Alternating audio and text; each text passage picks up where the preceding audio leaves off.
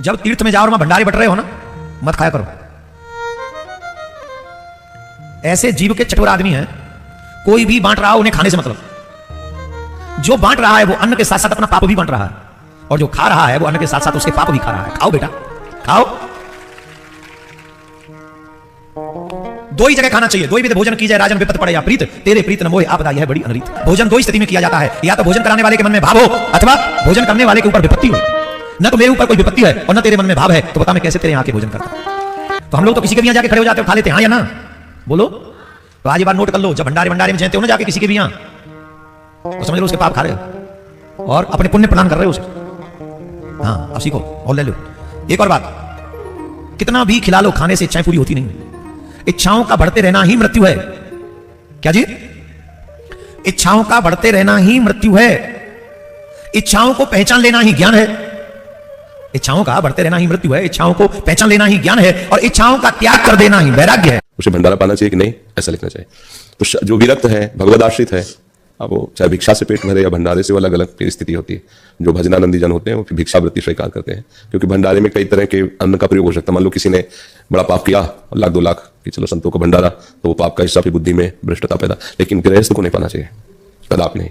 जहां भी प्रसाद ले तो बस इतना ले सकता है। मतलब कोई ऐसा कहता है कि भगवान का प्रसाद है, तो वो भी मंदिर में, गली कूचे में नहीं। जैसे कोई हलवा बांट रहा है, चाय बांट रहा है, आप पी रहे हैं, गृहस्थ के लिए ये बात निषेध है। आप भक्त हैं, आप कमाइए गृहस्थ में और 4 को खिलाइए। धाम आए हो, आपको खाने की जरूरत नहीं है। आप उपवास कीजिए, आप अपने पैसे से खाइए। दूसरे धाम आयो, तीर्थ आए हो, मंगल करने के लिए आयो, तो आप परिक्रमा में बट रही कचौड़ी पूड़ी हलवा या कहीं कुछ ऐसा बिल्कुल नहीं खाना पीना चाहिए।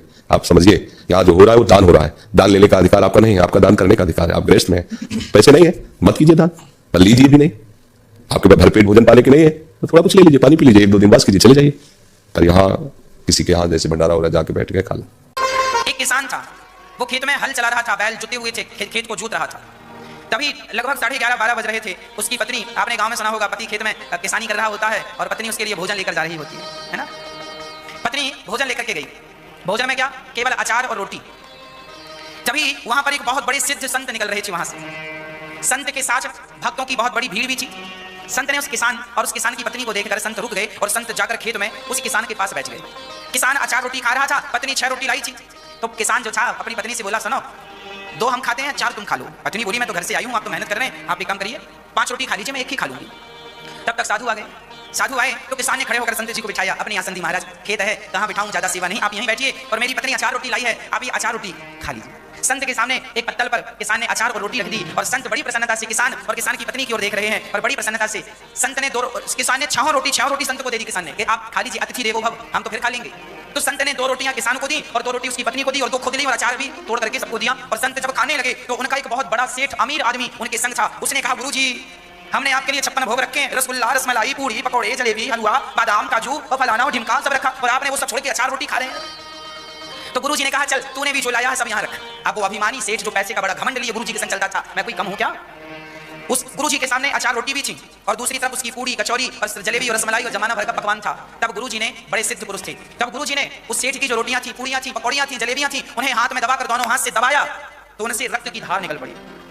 संत ने उन्हें दबाया तो उन रोटियों से सेठ जी की वो अहंकार भरा व्यक्ति, उसकी रोटियों से क्या निकला? दबाने से, निचोड़ने से रक्त निकला, खून निकला। और जब किसान की रोटियां संत ने दबाई तो दूध की धार निकल पड़ी। लोग स्तब्ध रह गए, महाराज ये क्या दिखाया आपने, इसका क्या अर्थ समझे हम? तब कहा सेठ जी ने कि देख, ये जो तेरे 56 भोग है ना, ये तेरी बेईमानी के कमाए हुए 56 भोग हैं। तू बेईमानी से पैसा कमाता है, लोगों का खून निचोड़ता है ना। तू आज देख लो, आप गरीब आदमी हैं, वो कहे कि मैं बड़ा गरीब हूं, डॉक्टर साहब जरा 2 पैसे कम ले लो। डॉक्टर कहते नहीं, पैसा तो इतना ही लगेगा, फीस तो इतनी ही है। सेठ जी, जरा हमारे पास पैसे कम है, जरा आटा सस्ता दे दो हमें ना, पैसा तो इतना ही लगेगा। तुमने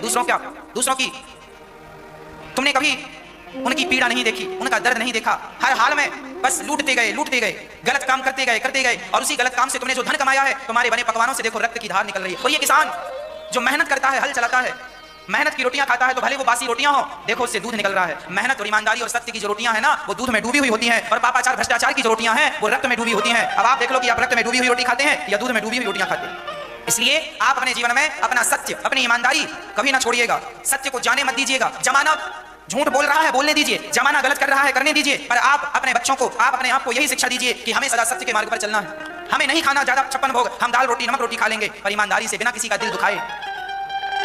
सबका दर्द समझना, सबकी पीड़ा समझना, यही हम इंसानों का धर्म है, यही कर्तव्य है। नारद जी कहते हैं, आज तो सत्य का नाश हो, सत्यम नास्ति। आज तो सत्य कोई हर जगह भ्रष्टाचार पनप रहा है। हाँ, हर जगह भ्रष्टाचार। आपका बच्चा स्कूल जाए चाहे ना जाए, घर में ही बैठा है, पर स्कूल वालों को फीस पूरी चाहिए। आपके पास पैसा हो ना हो, पर दवाई आपका मरीज भले मर जाए, पर उसकी लाश भी तब मिलेगी जब आप हॉस्पिटल का पूरा पैसा चुका देंगे, नहीं तो वो लाश ही नहीं देंगे। अब लाओ कर्जा। व्यक्ति धर्म भूल चुका है, व्यक्ति इंसानियत भूल चुका है, केवल पैसा, केवल पैसा। सत्य का मानो नाश हो गया। इस कलिकाल में मानो सत्य बचा ही नहीं।